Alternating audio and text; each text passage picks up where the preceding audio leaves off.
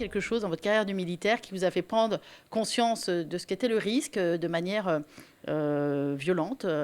Est-ce que vous voulez bien nous raconter ce qui vous est arrivé exactement? Ah oui, donc au cours de ma, enfin plutôt jeune carrière, j'ai été plusieurs fois déployé en opération extérieure où on a eu des situations conflictuelles, notamment en Centrafrique en 2015. J'avais déjà fait le Mali une première fois, mais alors on est militaire, on sait qu'on s'engage pour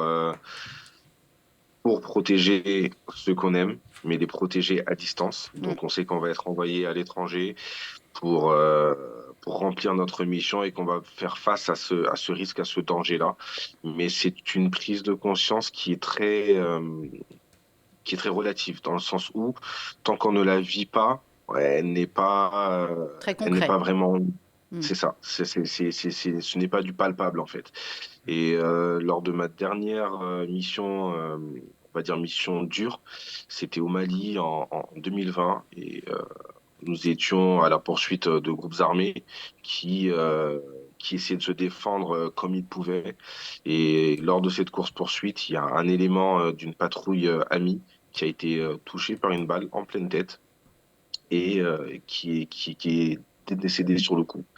Donc on a continué la mission, on l'a terminée, mais là je me suis posé, je me suis quand même dit que malgré tous nos équipements, malgré le casque qu'on pouvait porter, les gilets, les véhicules blindés qu'on avait, en fait, il y avait un risque réel qui pouvait frapper à tout moment sans prévenir, parce qu'on ne s'y attendait pas.